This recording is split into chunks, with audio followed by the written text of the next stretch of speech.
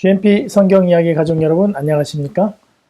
하나님은 사랑이시라는 관점에서 안교교과를 해설하는 GMP 안교교과 해설의 김기용 목사입니다.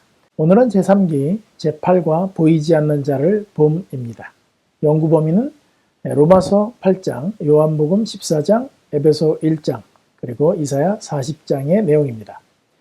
이번 주 기억절은 히브리 11장 27절 믿음으로 애굽을 떠나 왕의 노함을 무서워하지 아니하고 곧 보이지 아니하는 자를 보는 것 같이 하여 참았으며 모세의 이야기죠. 안식일 오후는 보지 못하는 일에 대해 어떻게 확신을 가질 수 있는가? 어떤 진리가 우리로 하여금 이 암울한 현실에서 눈을 들어 하늘을 볼 수 있게 하는가를 묻고 있습니다.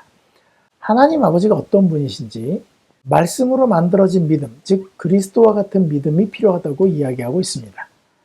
하나님 아버지의 선하심과 신실하심을 알고 예수님의 능력과 부활하심을 잘 깨닫게 되면 보이지 않는 하나님에 대해서도 신뢰를 가질 수 있다. 이렇게 요약하고 있습니다. 자, 그러면 각 요일별 질문에 대한 주요 답들을 한번 생각해보고 내용을 다시 한번 살피도록 하겠습니다. 첫째 날 일요일, 우리 아버지의 풍성하심. 로마서 8장 28절로 39절은 우리를 향한 하나님의 선하심을 묘사하는 매우 강력한 말씀이다. 이 말씀에서 하나님의 선하심을 의심하지 않도록 우리의 생각을 지켜주는 어떤 근거를 찾을 수 있는가? 독생자까지 주신 하나님이 우리를 위해 주지 못할 것이 무엇일까? 십자가를 통해 독생자까지 아끼지 않으신 하나님의 풍성하신 은혜를 생각하면 우리 마음에 의심을 다 날려버릴 수 있다. 이렇게 이야기하고 있습니다. 월요일 예수님의 이름으로 기도를 드린다는 것은 무슨 의미인가? 예언의 실에 나온 글로 이 답을 대신하겠습니다. 그리스도의 이름으로 기도하는 것은 많은 것을 의미한다. 그것은 우리가 예수님의 품성을 받아들이고 그분의 정신을 나타내며 그분의 사업을 행해야 한다는 것을 의미한다. 이렇게 기도라는 책에서 이야기하고 있습니다. 예수님께서 우리에게 이렇게 기도하라고 권면하신 까닭은 무엇인가?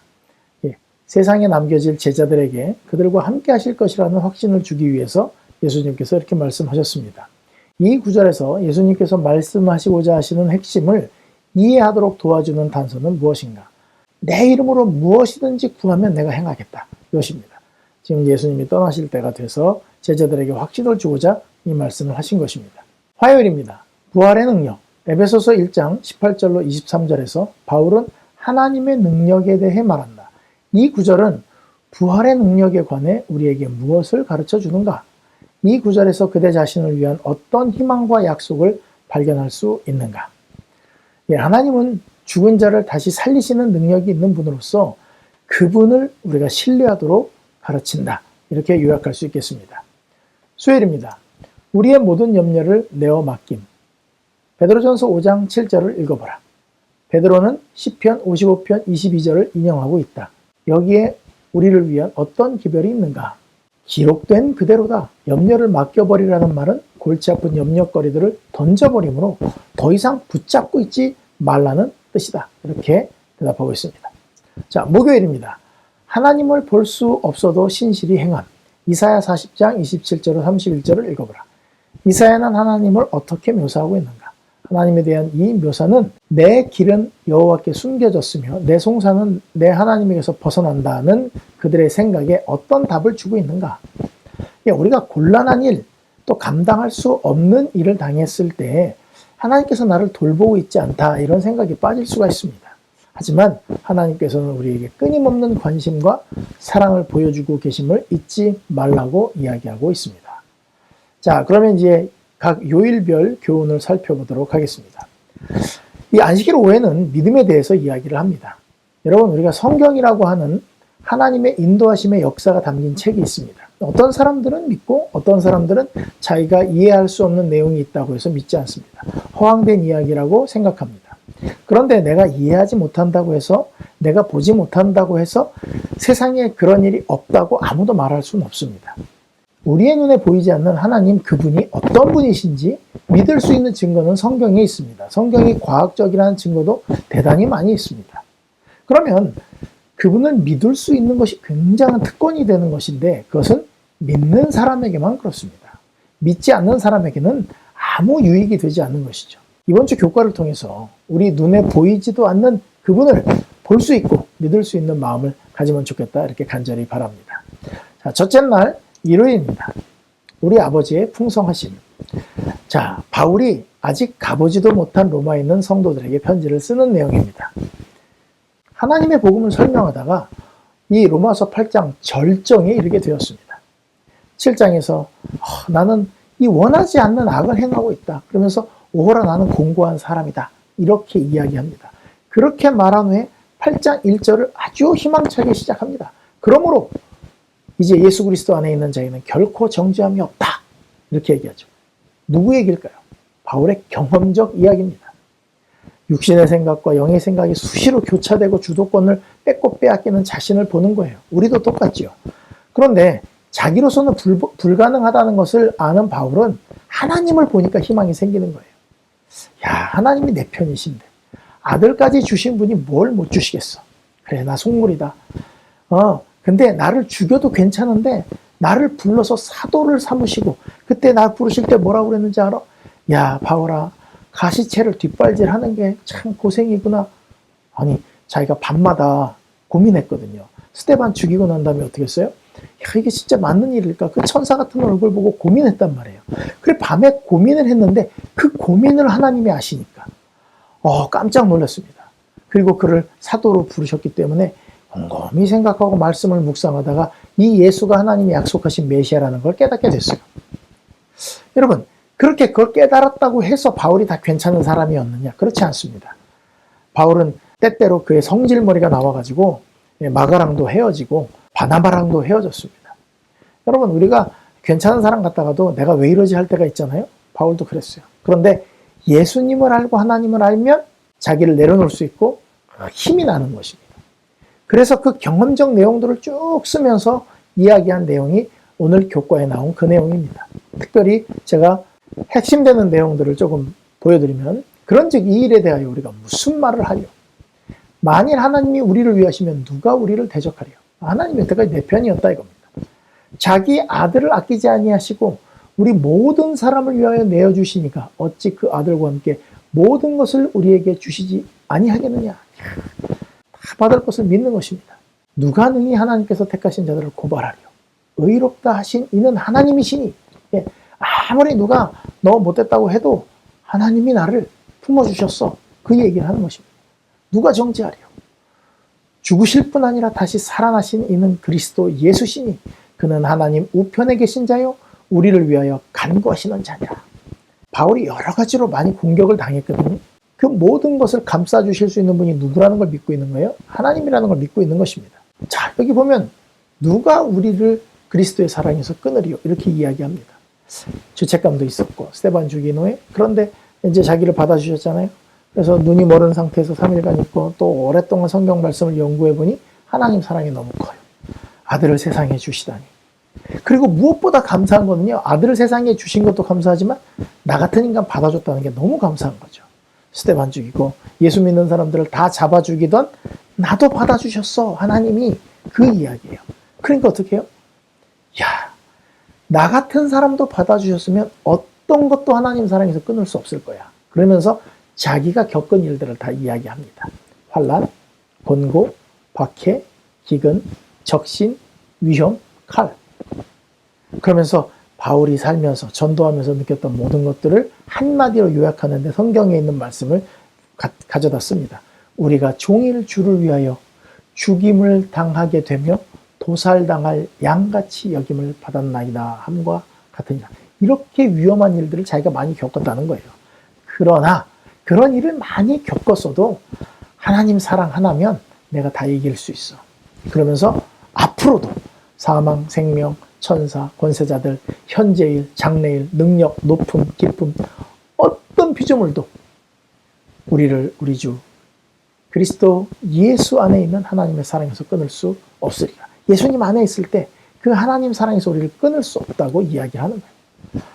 도살할 양 취급을 받았다. 이것은요, 하나님이 그때마다 그를 살리시고 비록 매를 맞기도 하고 어떤 날은 돌을 맞기도 하고 그랬지만, 감옥에 갇히기도 했지만 하나님이 다 살려주셨다는 것을 몸소 체험했거든요.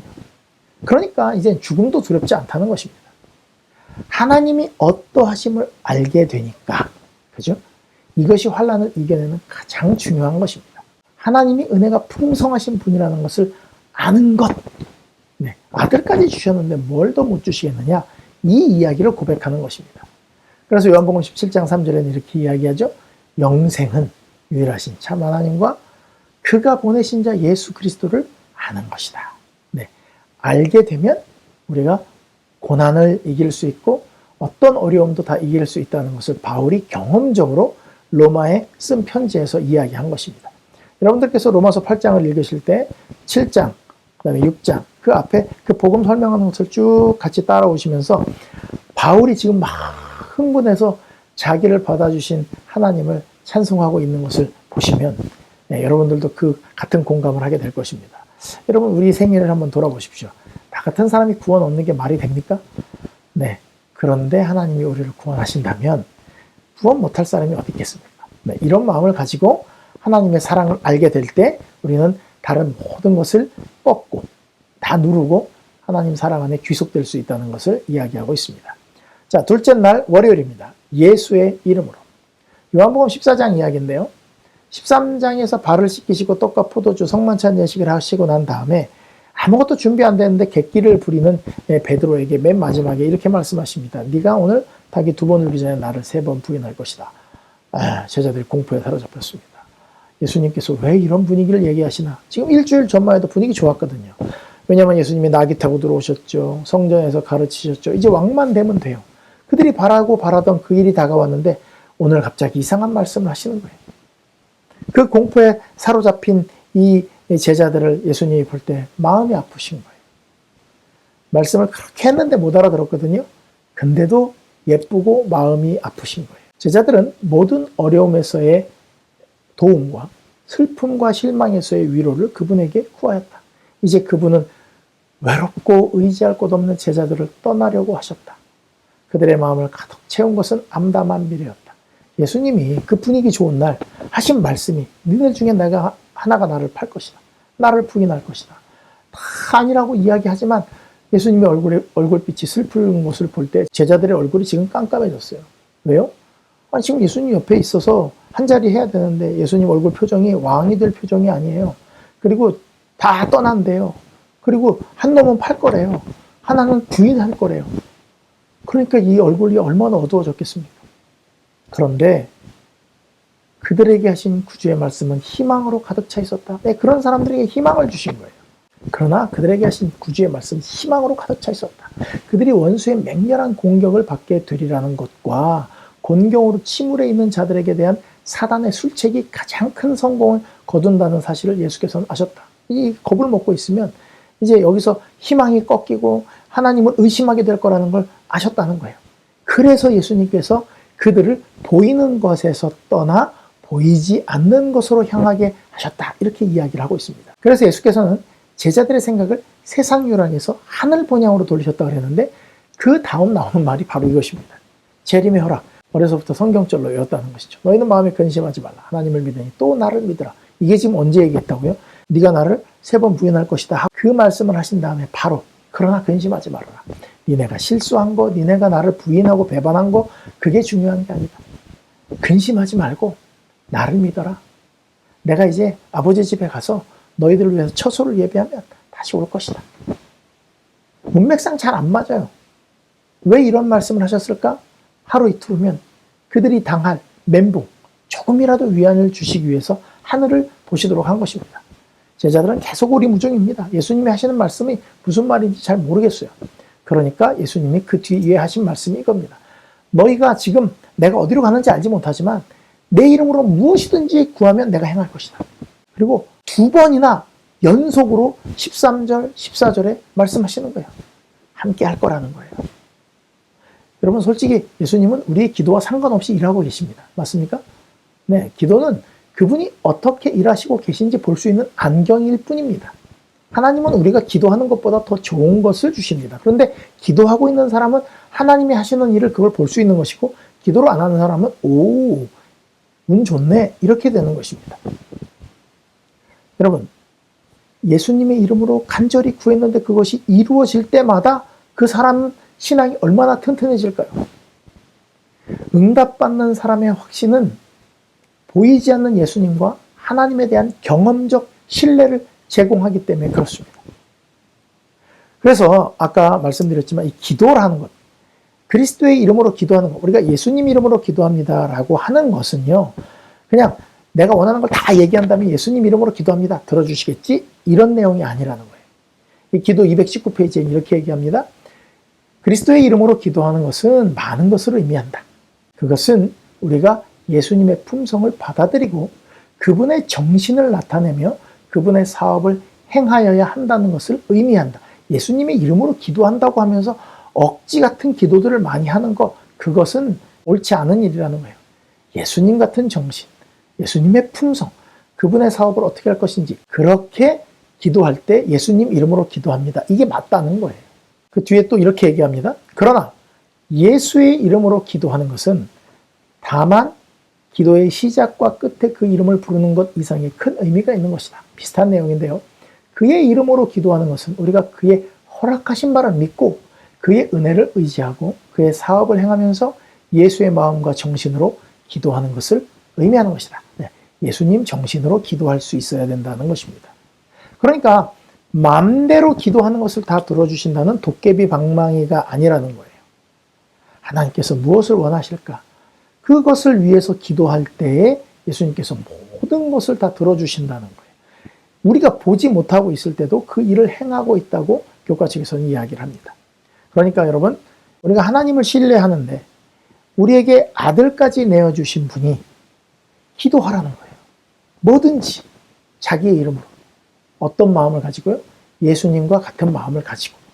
그러면 그 모든 기도는 다 들어준다는 것입니다. 그러니까 우리가 이 생에서 욕심과 또 욕망, 정욕에 쓰려고 구하는 것들은 다 받지 못할 때가 많은 것입니다. 하지만 예수님은 우리에게 정말 절체절명의 순간에 우리를 위하여 일하시고자 다 들어주시겠다고 약속하셨으니 우리가 우리의 믿음을 위하여 또 하나님의 사업을 위하여 또 영혼을 위하여 기도할 때 우리의 죄 회개를 위해서 기도할 때 하나님께서 즉시 들어주실 것입니다.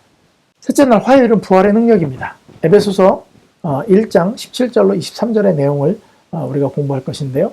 오늘의 주제가 이 보이지 않는 분을 봄 이것인데 바울은 에베소서 1장에서 자기가 지금 투옥된 상태에서 에베소 교회에 편지를 하고 있는 것입니다.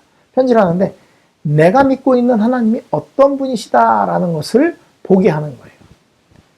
죽은 자도 살리는 능력을 말씀합니다. 지금 감옥에서 여기서 내가 죽더라도 부활하면 난 감옥에 있는 사람보다 더 뛰어나게 하실 것이야.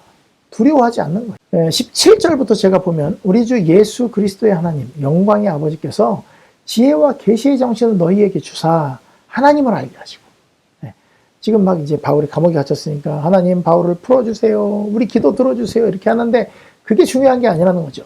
너희 마음의 눈을 밝히사 이 세상 눈 아니고 마음의 눈, 영 안을 밝히사 그의 부르심의 소망이 무엇이며 성도 안에서 그 기업의 영광의 풍성함이 무엇이며 그의 힘의 위력으로 역사하심을 따라 우리에게 베푸신 능력의 지극히 크심이 어떠하신 것을 너희로 알게 하시기를 구하노라. 지금 이 에베소에 있는 사람들이 볼 때는 바울이 아주 안 좋은 상태예요. 감옥에 투옥되어 있는 상태니까.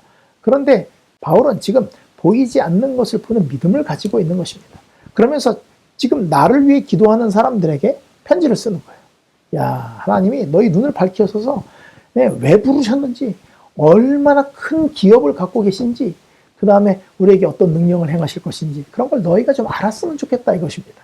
그의 능력이 그리스도 안에서 역사하사 죽은 자들 가운데서 다시 살리시고 하늘에서 자기 오른편에 앉히사 모든 통치와 권세와 능력과 주권과 이 세상뿐 아니라 오는 세상에 일컫는 모든 이름 위에 뛰어나게 하시고 또 만물을 그의 발 아래 복종하게 하시고 그를 만물 위에 교회의 머리로 삼으셨느니라. 교회는 그의 몸이니 만물 안에서 만물을 충만하게 하시는 이의 충만함이니라. 이게 지금 바울은요 예수님의 부활하심을 이야기하고 있습니다. 그리고 하늘 보좌 우편에 앉으셨다고 얘기를 하고 있어요. 그리고 교회의 머리가 되셨다는 것입니다. 자, 어떻게 이렇게 확신할 수 있을까요?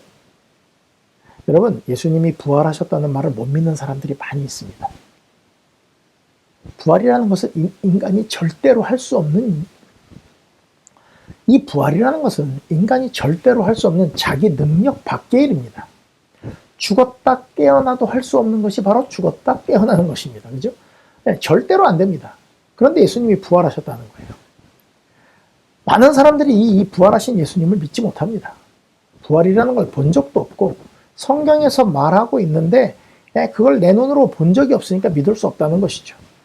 그런데 여러분, 역사적으로도 예수님이 부활하셨다는 것을 부인할 수 없습니다. 왜냐하면 고린도전서 15장에 사도 바울이 자기에게 예수님이 나타나셨다는 것을 이야기하면서 이렇게 얘기합니다. 장사 지낸 바 되었다가 성경대로 사흘 만에 다시 살아나사 게바에게 보이시고 후에 12제자에게와 그 후에 500여 형제에게 일시에 보이셨나니 그 중에 지금까지 대다수는 살아있고 어떤 사람들은 잠들었으며 그 후에 야고보에게 보이셨으며 그 후에 모든 사도에게와 맨 나중에 만삭되지 못하여 난 자 같은 내게도 보이셨느니라. 자, 예수님이 부활해서 많은 사람에게 보였는데 500명 형제들에게 일시에 보였다는 거예요. 예수님의 부활이 가짜면 그때 벌써 가짜라는 소문이 엄청나게 돌았을 거예요. 제사장, 바리새인들, 그 사람들이 예수님의 부활 안 했다고 거짓말할 수 있잖아요. 그런데 예수님이 실제로 나타나셨어요. 그걸 500명이라는 사람이 동시에 본 것입니다. 거짓말을 할 수가 없는 거예요. 예수님께서는요, 그 많은 사람들 앞에 일시에 나타나심으로 인해서 이 소중한 부활의 교훈이 가짜라는 소문을 잠재우신 거예요. 죽은 자도 살리는 하나님, 그 하나님을 알면 죽음이 두렵다고요? 안 두렵다고요? 여러분, 만약에 오늘 잠들면 내일 못 일어난다 생각하면 잠을 주무시겠습니까? 일어난다는 확신이 있으니까 마음 편하게 베개 두드리고 잠자는 거죠. 오늘 내가 눈 감으면 내일 못 일어날지도 모르는데 이런 생각이 들면 못 자는 겁니다. 그죠? 네. 부활이라는 게 그런 거예요. 내가 오늘 베개 두드리고 편하게 내일 무슨 일을 해야지 하고 자는 것처럼 하나님께서는 우리를 그렇게 일으키실 수 있는 능력이 있다는 것을 아니까 겁을 내지 않는다는 것입니다. 그러니까 이 모든 환난에서 이길 수 있는 것은 자기 하나밖에 없는 아들까지 내어주신 하나님의 풍성하심과 또 예수님의 이름으로 기도하면 모든 것을 들어주시는 그 예수님의 간구와 그리고 지금 말씀한 부활의 능력을 갖고 계신 우리를 살리실 수 있는 하나님을 믿으면 어떤 고난도 이겨낼 수 있다. 지금 그 이야기를 하는 것입니다. 그래서 넷째 날 수요일에는 우리의 모든 염려를 내어 맡기라 이렇게 이야기를 합니다. 너희 염려를 다 주께 맡기라. 이는 그가 너희를 돌보십니다. 이것은 시편 55편 22절에 있는 말씀을 베드로가 인용한 것인데요. 내 짐을 여호와께 맡기라. 그가 너를 붙드시고 의인의 요동함을 영영히 허락지 아니하시리로다. 여러분, 아들이 차가 망가지면 저한테 전화합니다. 아빠, 차가 이렇게 됐어요. 제가 LA에 있고 테네시에 있는 애한테 어떻게 해줄 수 있는 게 없어요. 근데 그 아들은 자기가 고민되는 일을 일단 아버지한테 전화를 하는 것입니다. 자기 짐을 더는 거예요. 일단 아버지한테 연락을 했으니까. 그럼 저는 보험회사에다 연락을 하죠. 그러면서 저는 부담을 덥니다. 보험 없으면 큰일 나겠죠? 그런데 하나님께서는 우리의 보험회사 같으신 분이에요. 교통사고 났을 때 어떻게 해요? 내가 사고 났습니다. 라고만 이야기하면 그 사람들이 알아서 처리를 다 합니다. 그래서 염려를 하나님께 맡기라. 그 일에 대해서 이현애 씨는 이렇게 이야기합니다. 그대들은 그대들의 업무에 있어서 번민을 당할 수도 있을 것이며 그대들의 앞길이 점점 암담해져서 손실을 당할 염려도 있을 수 있다. 네, 살면서 그럴 수 있죠. 그러나 낙담하지 마라. 그대의 염려를 하나님께 맡기고 침착하고 기쁜 가운데 있을 것이다. 왜요? 누가 해결할 것입니까? 물론 보험료 올라가는 것도 있겠지만 지금 당장 내 수중에 돈이 없고 이 해결할 능력이 없는데 보험회사가 그걸 다 해주는 것처럼 하나님께서 그런 일을 다 해결해 주신다는 것입니다. 솔직히 염려한다고 해서 그 염려하는 것만큼 해결된다고 하면 염려를 하겠죠. 근데 여러분이 염려한다고 해서 그 일이 해결되지 않습니다. 그리고 그대들이 사건들을 신중하게 처리할 지혜를 얻기 위하여 기도하라. 네, 이걸 어떻게 할 것인지 기도하래요. 그리함으로 손해와 재난을 면하게 하라. 좋은 결과를 내기 위하여 그대로서 할 최선을 다하라.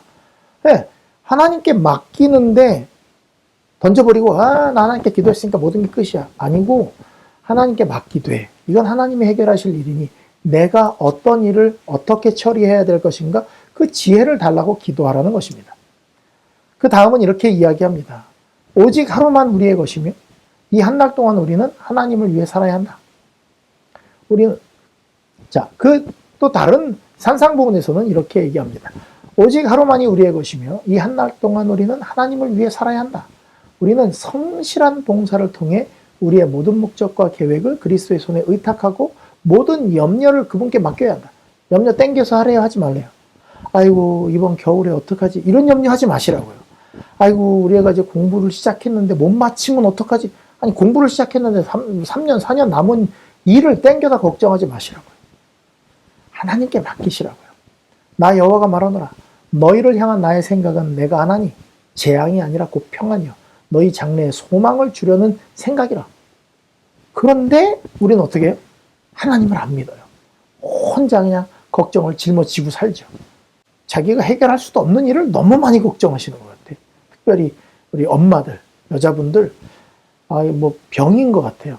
아유 어떡하니, 교통사고 나면 어떡하니, 비행기 타면 아이고 위험해서 떨어지면 어떡하니, 가지 말고 집에만 가만히 있어야죠. 집에 불 나면 어떡하죠? 그러면 못 사는 거예요. 여러분 이렇게 얘기합니다. 우리가 이렇게 불신하는 것이 옳은 일일까? 왜 우리가 배은망덕하고 불신해야 하는가? 예수님은 우리의 친구시다. 온 하늘은 우리의 행복에 관심을 가지고 있다. 우리의 근심과 공포는 하나님의 성령을 슬프시게 한다. 너무 걱정하지 마세요. 우리가 염려한다고 키도 한자 못 자라게 하는데 염려하시지 말라는 거예요. 우리는 우리를 초조하게 하고 피곤하게 만들 뿐 시련을 견디는 데 도움이 되지 못하는 근심과 걱정에 빠져서는 안 된다. 아무 도움이 안 된다. 피곤하기만 하대요. 여러분 자녀가 피곤하면 좋겠습니까? 하루 종일 시험 걱정하고 있어요. 시험은 아직 2달 남았는데 공부도 하나도 안 하면서 그 시험 떨어지면 어떡해 이렇게 고민하고 있으면 여러분 어떠시겠어요? 하나님께 대한 그런 불신은 조금도 품지 말라는 것입니다. 이것이 우리를 행복하게 하고 믿음을 가지게 하고 평안하게 만들어주는 거예요. 하나님이 계신 이유는, 하나님이 우리에게 원하는 것은 그거예요. 하나님을 믿고. 그러나 우리 주께서는 우리의 길에 위험이 전혀 없다고 얘기하지 않으신대요. 구주께서는 그분의 백성을 죄악의 세상에서 데려가시겠다고 제의하지 않으시고 우리에게 결코 실패함이 없는 피난처를 가르쳐 주신다. 네. 어려움이 당할 때 어디로 가라고요? 피난처에게 숨으라는 것입니다. 그분은 피곤하고 근심에 눌린 사람들에게 수고하고 무거운 짐진 자들아 다 내게로 오라. 내가 너희를 쉬게 하리라고 초청하신다. 그대가 손수 그대의 목에 걸어놓은 근심과 세속적 염려의 멍에를 벗어놓으라. 그리고 누구 멍에를 매라는 거예요? 네, 하나님의 멍에를 매라. 예수님의 멍에를 메고 예수님께 배우라. 그러면 쉼을 얻을 수 있다는 것입니다. 하나님께서 우리를 다 돌보고 있기 때문에 우리 염려를 던져버리라. 이렇게 이야기를 하는 것입니다. 네, 아들과 딸, 하나님의 아들과 딸 27페이지에는 영혼을 괴롭히는 역경 가운데서 우리의 모든 고통을 풀어주고 불안을 경감시키기 위하여 우리를 도울 수 있는 유일한 분이 계시다. 우리는 우리의 모든 염려를 예수께 맡겨야 한다. 그가 계심을 알고 그와 이야기하도록 우리를 인도하시고 계심을 명심하자. 계속 누구랑 얘기하라고요? 예수님하고. 우리가 만일 우리 마음을 하나님께 고정시키면 그는 우리의 연약함 가운데 우리의 힘이 되어주시고 우리의 무지 가운데 우리의 지혜가 되어주실 것이고 우리의 약점 가운데 우리의 영속적인 힘이 되어주실 것이다. 그러니 염려하지 말라는 것입니다. 염려해서 일을 해결하실 수 있으면 염려하시면 됩니다. 많이 하십시오. 그건 염려해서 해결된다면.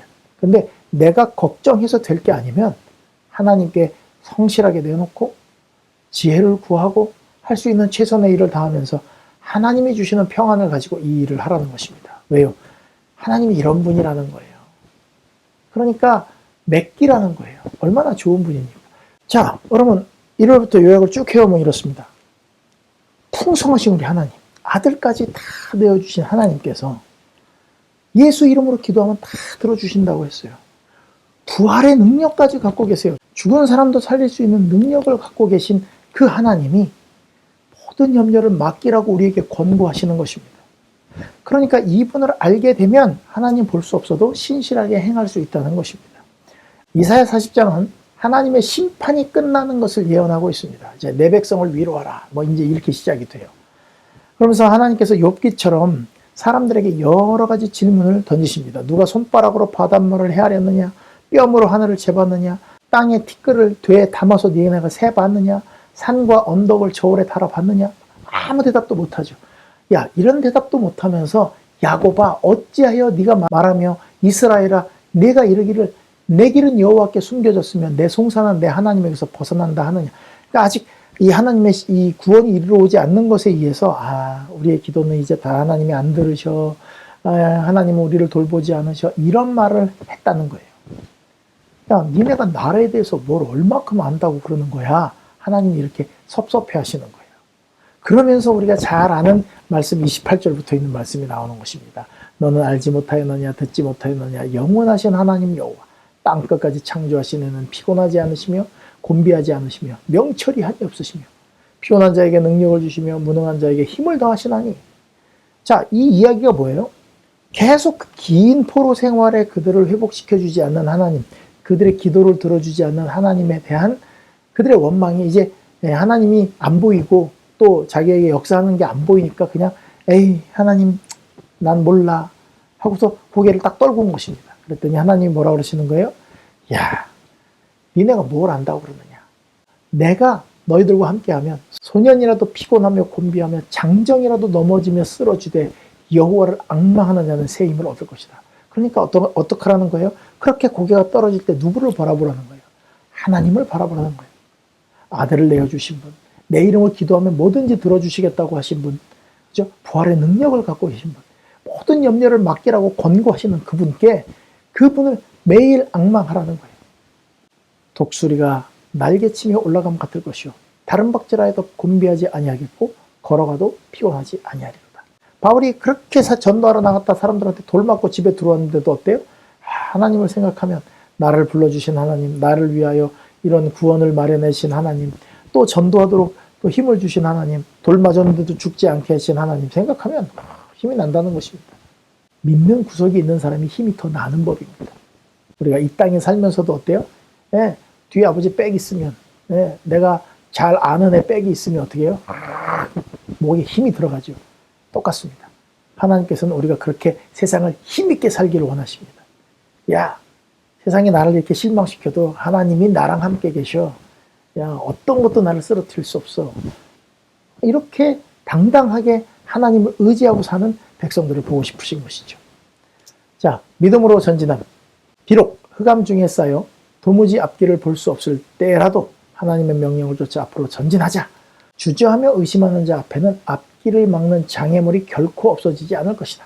모든 불안과 실패나 패배의 위험이 다 없어지기 전까지 전진하기를 꺼려하는 자는 결코 전진하지 못할 것이다. 믿음은 눈앞에 있는 어려움을 생각하지 아니하고 그 앞을 넘어다 보는 것이며 또 우리가 보이지 않는 전능하신 분을 의지할 때 결코 우리 앞이 막히지 않을 것이다. 여러분, 이 보이지 않는 분을 신뢰하는 것에 대해서 근거를 주고 계십니다. 아들을 아끼지 않고 주신 분, 내 이름으로 기도하면 무엇이든지 들어주시겠다고 약속하신 그분, 부활의 능력을 가지고 우리의 이 몸, 아픈 거, 죽는 거 두려워하고 있는데 그것까지도 해결해 주실 수 있는 분, 그러면서도 꼰대처럼 이렇게 숨어가지고 야, 나 한번 잘해봐, 잘되나 보자 이렇게 하시는 게 아니라 모든 염려를 다 맡겨라. 한날의 괴로움은 그날이 족하다. 그러면서 우리의 짐을 지고자 하시는 분이 계신다는 것이죠. 그래서 우리는 하나님을 볼 수 없어도 신실하게 행할 수 있다는 것입니다. 뭐 때문에요? 하나님이 주신 약속의 증거들 때문에 그렇다는 것입니다. 그러니까 여러분, 우리가 갖고 있는 증거들을 매일매일 되짚어보고 생각해 보는 것이 하나님을 신뢰할 수 있는 밑거름이 되는 것입니다. 시련이 닥칠 때 물론 고개를 들어서 하늘 보기 힘듭니다. 그래서 예수님도 어떻게 했어요? 이 세상 것에 눈이 팔려 있는 사람들에게 눈을 들어 하늘을 볼 수 있게끔 해주시지 않았습니까? 아무리 힘들고 어려운 일이 있어도 우리가 시련을 이겨내는 일은 보이지 않는 자를 보는 것처럼 사는 것입니다. 말씀에 나와 있는 것들을 내 것으로 받아들이는 게 제일 중요합니다. 내 것으로 받아들이지 않으면 남의 이야기예요. 그러나 내 것으로 받아들였을 때는 내 이야기가 되고 내 신앙의 나이테가 하나 늘어가는 것입니다. 하나님께서 이렇게 지켜주셨고 이렇게 기도를 응답하셨고 그렇게 기도할 때 우리는 뭘 볼 수 있어요? 하나님의 인도하심을 볼 수 있는 것입니다. 자, 보이지 않는 자를 봄. 이것이 모든 시련을 이겨낼 수 있는 힘이라는 것을 마음속에 꼭 기억하시고, 어려운 일이 닥칠 때마다 그 세상에 닥친 어려움을 바라보기보다는 아들을 아끼지 아니하시고 주시고 언제든지 기도하면 다 들어주겠다고 약속하시고 부활의 능력과 또 모든 염려를 맡기라고 하시는 그분을 바라볼 수 있는 믿음의 눈을 가지는 우리 모든 가족들이 되길 바라면서 오늘 교과 공부를 마치도록 하겠습니다. 다음 주에 다시 뵙겠습니다. 감사합니다.